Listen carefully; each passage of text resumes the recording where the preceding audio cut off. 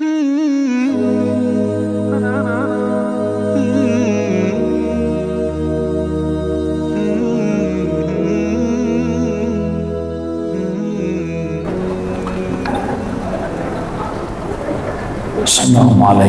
warahmatullahi wabarakatuh.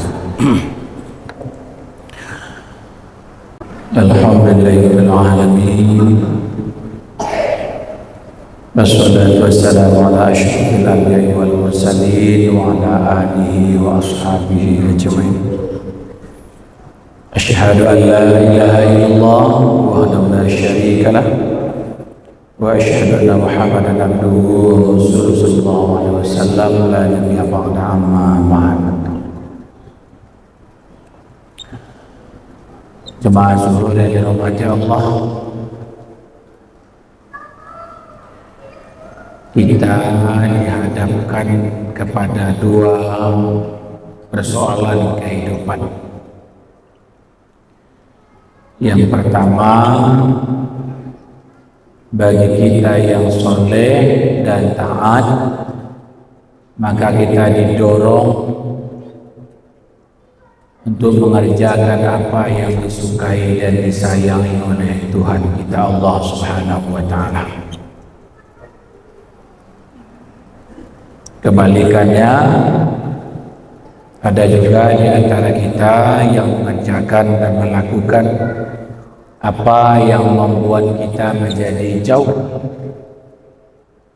dari Tuhan kita Allah Subhanahu wa Ta'ala.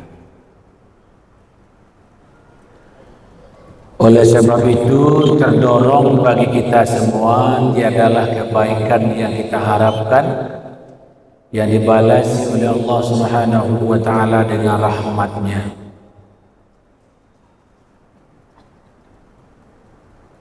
Berbicara kita dengan rahmat, secara maknawi bisa Allah memberikan pahalanya kepada kita. Dalam bentuk lain juga Allah memberikan pertolongannya kepada kita. Bahkan dalam bentuk perlindungan dan tuntunan. Lalu bagaimana mendapatkan pahala, perlindungan, tuntunan, dan petunjuk daripada Allah Subhanahu wa Ta'ala? Di antara amalan itu adalah mendorong kita untuk banyak melakukan perbuatan baik.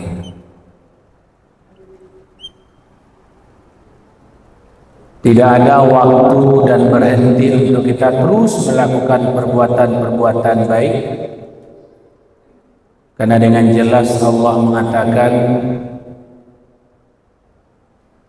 siapa yang berbuat baik, maka Allah balasi dengan kebaikan. May ya'mal mithqala dzarratin khairan yarah. Oleh sebab itu, untuk melakukan perbuatan ini akan banyak hadangan yang kita dapati. Ada saja orang yang benci dengan kita, ada saja orang yang tidak suka dengan kita, bahkan tidak kenal pun kita dengan dia. Tidak, jangankan satu kompleks, satu kampung, bahkan satu daerah pun tidak. Tetap ada orang yang benci dengan kita. Bahkan dalam aspek terkecil, perasaan benci itu tidak saja datang kepada kita orang-orang yang jauh, bahkan datang kepada kita dari orang-orang yang dekat.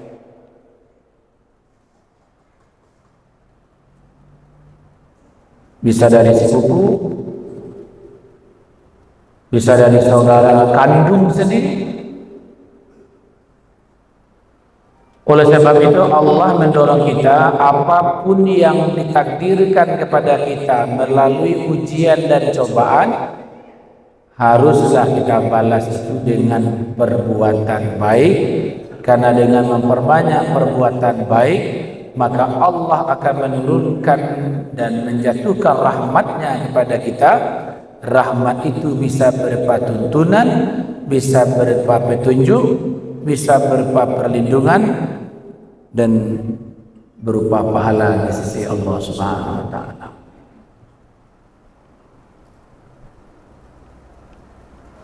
Kedua,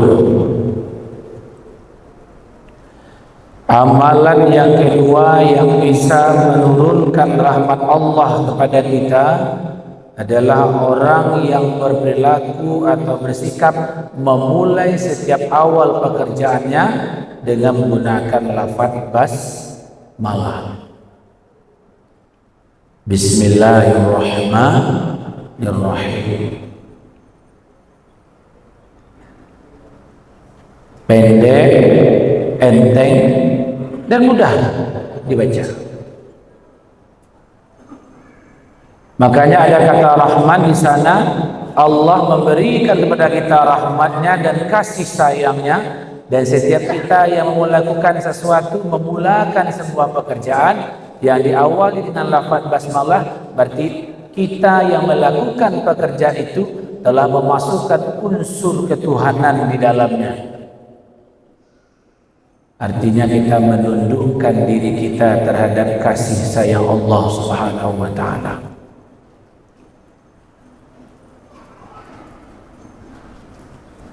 Sepele mungkin, tapi kadang kita lupa.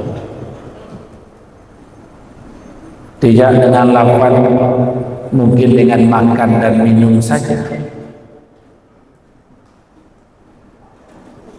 tapi memulai hari-hari, memulai sebuah kebiasaan, memulai sebuah kegiatan, maka jangan tinggalkan lafaz Bismillahirrahmanirrahim, karena ia salah satu kunci memanggil rahmat Allah kepada kita, sehingga unsur pekerjaan yang kita lakukan itu tidak saja tunduk kepada kita yang ahlinya, tetapi juga tunduk kepada kekuasaan Allah yang Maha Pengasih lagi Maha Penyayang. Sehingga nilai pekerjaan tadi tidak saja dihitung dalam bentuk material, dalam bentuk penghasilan, tapi juga dalam bentuk rahmat daripada Allah Subhanahu wa taala.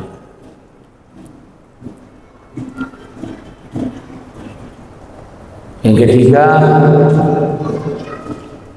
meramaikan masjidnya Allah. Maka doa masuk masjid itu kan berbunyi, ujungnya waftahli abwaaba rahmati. Tuhan, ampuni dosa saya, lunakkan hati saya, lembutkan jiwa saya, dan bukakanlah pintu rahmat. Maka di antara kita yang hari ini rajin ke masjid, masuk ke masjid, kemudian kita sholat sunat, atau kita berinfak dan bersedekah, ada ketenangan di dalam diri kita itu, berarti kita sudah mendapatkan rahmat daripada Allah Subhanahu wa taala.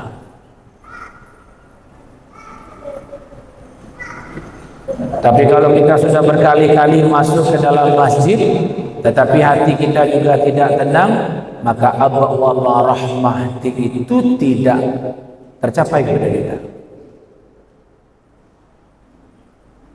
Maka amalan-amalan memasuki masjid, amalan-amalan meramaikan masjid, amalan-amalan untuk kita merundung, mengingat, kemudian mengembalikan segala sesuatu kepada Allah Subhanahu wa taala adalah bentuk daripada menggapai rahmat dari Allah Subhanahu wa taala.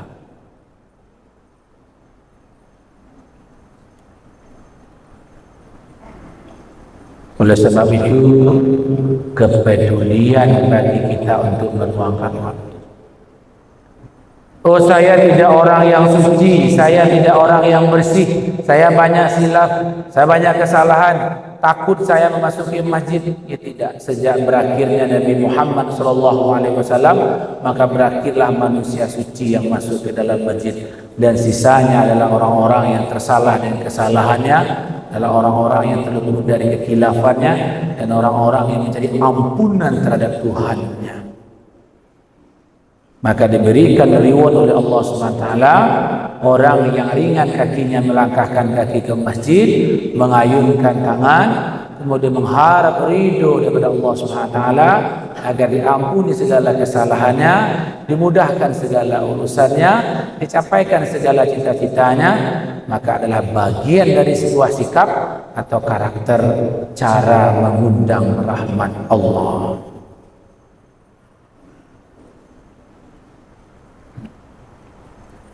Selanjutnya, wabil walidaini ihsana. Bagaimana mendapatkan pahala, mendapatkan tuntunan, petunjuk, perlindungan atau pertolongan daripada Allah Subhanahu wa taala adalah selalu berbuat baik kepada kedua orang tua. Tidak ada batasan. Mau hidup ataupun yang telah meninggal.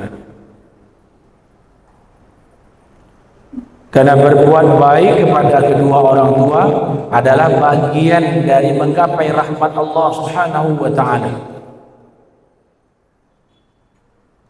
Karena kita menjadi seperti ini tidak serta-merta dengan kemampuan kita sendiri, tapi diawali dengan didikan arahan, mulai dari dilahirkan, dibesarkan, dijaga segala bentuk kesehatannya, sehingga diberikan pendidikan yang mumpuni, sehingga menjadi orang hebat dan menjadi orang yang sukses. Ada tangan-tangan orang tua kita di sana. Ada doa-doa malam hari yang dipanjatkan. Tetapi bahayanya, di antara kita yang sudah menjadi sukses, yang menjadi hebat hari ini, terluput dari rasa belas kasih dan doa untuk kedua orang tua kita. Kita kan nggak tahu juga apa, bagaimana orang tua kita membesarkan kita. Ada yang bekerja dari pagi sampai petang, ada yang ditinggal sholatnya, bahkan ada yang tinggal puasanya untuk anak yang menjadi orang hebat hari ini. Maka kita yang telah dibesarkan oleh bapa dan ibu kita menjadi orang hebat dan orang besar hari ini adalah bagian cara kita menghormati orang tua kita, berbuat baik kepadanya, cara kita agar Allah menurunkan rahmat dalam kehidupan kita. Semoga kita menjadi hamba Allah yang selalu diberikan rahmat oleh Allah Subhanahu wa taala. Tafakkaru ya ulil albab. Assalamualaikum warahmatullahi wabarakatuh.